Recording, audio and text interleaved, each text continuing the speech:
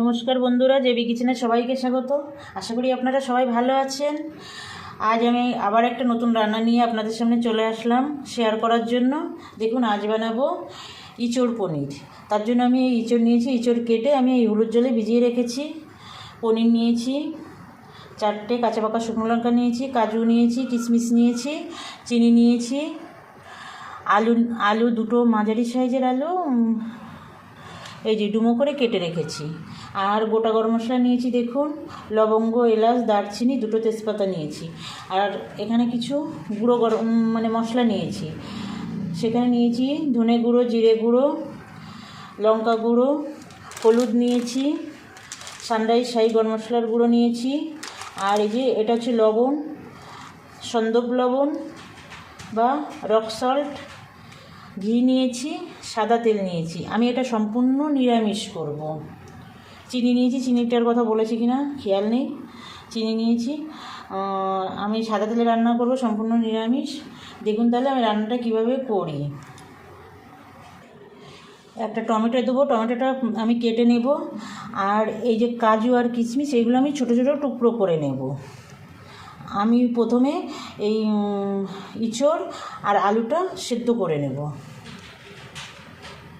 দেখুন বন্ধুরা, জল গরম করতে বসিয়ে দিয়েছি। এবার আমি এই জলে একটু হলুদ আর লবণ দিয়ে দেবো। লবণ দিয়ে আমি অল্প করে সিদ্ধ করব, বেশি সিদ্ধ করব না।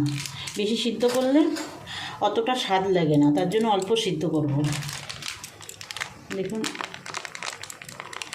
আমি এটা নিরামিষ করছি, ঠাকুরকে ভোগ দেব শিবরাত্রির পরের দিন, তার জন্য আমি সব ঠাকুরের বাসনে করছি। একটু লবণ দিয়ে দিলাম, দিয়ে এবার আলু আর ইঁচড়টা সিদ্ধ করে নেব। দেখুন বন্ধুরা, এই যে আলু আর ইঁচড়টা সিদ্ধ বসিয়েছি। এটা 4-5 মিনিট একটু সিদ্ধ করব, একদম নরম করব না। ঢাকা দিয়ে রাখবো। এই দেখুন বন্ধুরা, এই যে সিদ্ধ হয়ে গেছে। দেখুন, খুব বেশি আমি সিদ্ধ করিনি। এবার আমি অফ করে দেবো। অফ করে দিয়ে ইঁচড়গুলো জল থেকে তুলে রাখবো, না হলে জলা জলা হয়ে যায়। আর যে কোনো একটু আঠা জাতীয় সবজি একটু সিদ্ধ করে নিলে ভালো হয়, তার জন্য হালকা একটু সিদ্ধ করে নিলাম। এবার আমি জল থেকে তুলে নেবো, সঙ্গে সঙ্গে জল থেকে তুলে নিতে হবে। গ্যাস অফ করে জলের মধ্যে রেখে দিলে জলা জলা ভাব হয়ে যায় সবজিটা। দেখুন বন্ধুরা, কড়াই গরম করে নিয়েছি। এবার তেল দিয়ে দেবো। তেল দিয়ে আমি পনিরটা ভেজে নেব। পনির পিস করে আমি লবণ হলুদ মাখিয়ে নিয়েছি। একটু এর মধ্যে একটু ঘি দেব। ঘি আর সাদা তেল দিয়ে যদি পনির ভাজা হয়, তাহলে পনিরের অনেকটা স্বাদ বেড়ে যায়। তার জন্য একটু এইভাবে করে দেখবেন, আমি যেভাবে করছি দেখবেন খুব ভালো লাগে।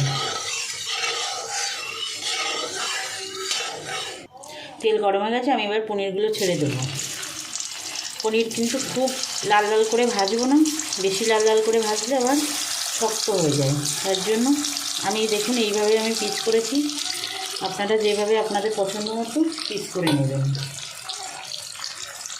দেখুন বন্ধুরা, পনিরগুলো ভাজা হয়ে গেছে। এবার তুলে নেব, আর আমি লাল করব না। এবার এই তেলের মধ্যেই আমি এই ইঁচড় আর আলুটা ভেজে নেব।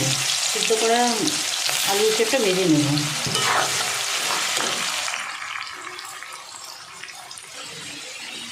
এই দেখুন, ইঁচড় আর আলুটা ভেজে নিচ্ছি।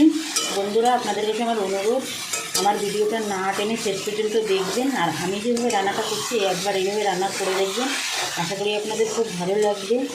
আর নতুন বন্ধুদের কাছে আমার অনুরোধ, বন্ধুরা যারা এখনও পর্যন্ত আমার চ্যানেলটা সাবস্ক্রাইব করেননি, আমার চ্যানেলটা সাবস্ক্রাইব করে আমার পাশে থাকবেন। আর যেসব পুরনো বন্ধুরা আমার সঙ্গে আছেন, তাদের অসংখ্য ধন্যবাদ। আমার সঙ্গে থাকবেন বরাবরের জন্য। আমার ভিডিওগুলো দেখবেন, লাইক কমেন্ট করবেন। আপনাদের কমেন্টগুলো আমার খুব ভালো লাগে। দেখুন, আলু এঁচড়টা ভাজা হয়ে গেছে, আমি এবার তুলে নেব। দেখুন বন্ধুরা, কড়াই গরম হয়ে গেছে, আমি তেল দিয়ে দেব।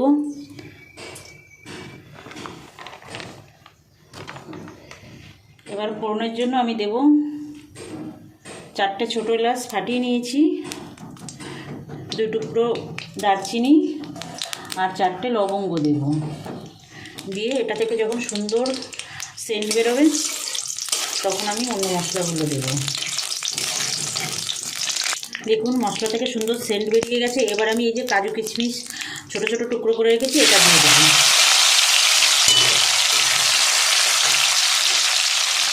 এবার দুটো এই তেজপাতা দেবো।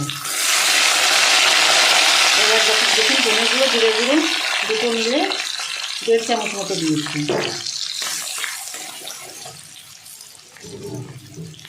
একটু জল দেবো, নাহলে মশলাটা পুড়ে যাবে।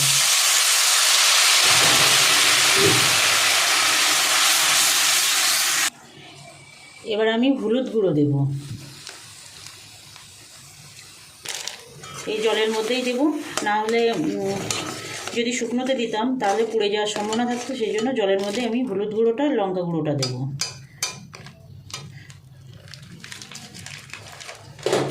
এবার লঙ্কা গুঁড়োটা দিয়ে দেবো।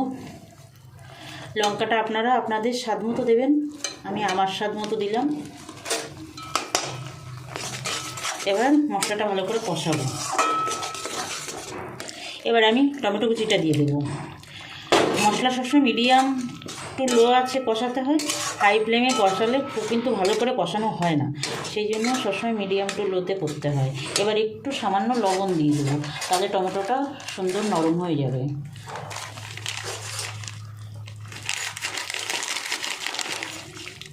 এই যে একটু লবণ দিয়ে দিলাম, দিয়ে মশলাটা ভালো করে কষিয়ে নেব। দেখুন বন্ধুরা মশলা থেকে সুন্দর তেল ছেড়ে দিয়েছে। এবার আমি এই যে দুটো পাকা লঙ্কা দুটো কাঁচা লঙ্কা নিয়েছিলাম সেটা দিয়ে দেবো। দিয়ে এবার দিয়ে দেবো আমি এই যে ইঁচড়টা দিয়ে দেবো, ভেজে রাখা আলু ইঁচড়টা আমি দিয়ে দেবো। মশলার সঙ্গে ইঁচড়টা ভালো করে কষাবো। আর এই সময় আমি একটু চিনি দিয়ে দেবো, যেহেতু ইঁচড় কিন্তু একটু মিষ্টি মিষ্টিটাই ভালো লাগে, আর ঠাকুরের জন্য যখন করছি আমি তখন একটু মিষ্টি তো দিতেই হবে। মিষ্টিটা আপনারা আপনাদের স্বাদ মতো দেবেন, আমি এখানে আমার মতো দিলাম।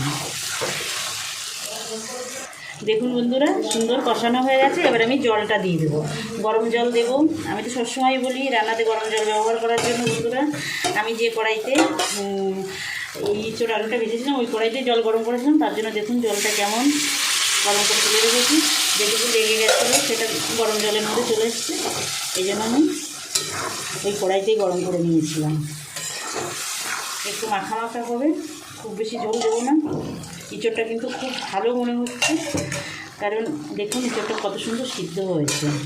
দুটো একটা ইঁচড় সিদ্ধ হতে চায় না, কিন্তু ইঁচড়টা খুব সুন্দর সিদ্ধ হয়েছে। এবার একটু স্বাদ মতো লবণ দিয়ে ঢাকা দেব। লবণ কষানোর সময় দিয়েছিলাম, সেই কথাটা মাথায় রেখে লবণটা দিতে হবে।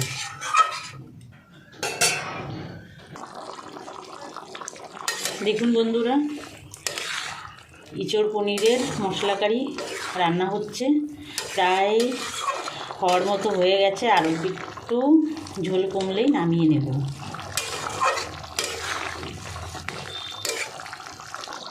এবার আমি সানরাইজ শাহি গরম মশলা দিয়ে দেবো,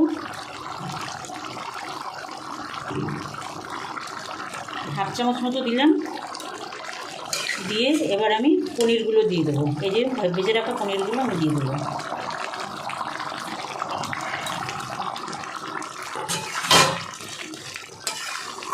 দেবো 1/2 চামচ মতো চিনি।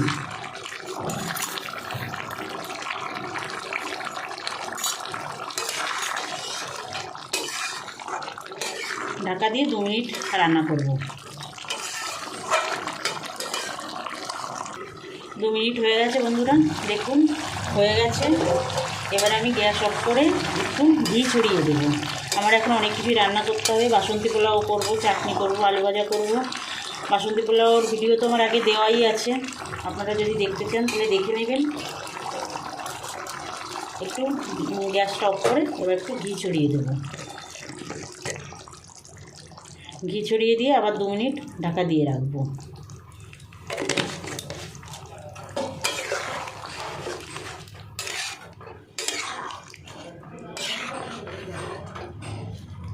ইঁচড় পনির রেডি হয়ে গেছে বন্ধুরা।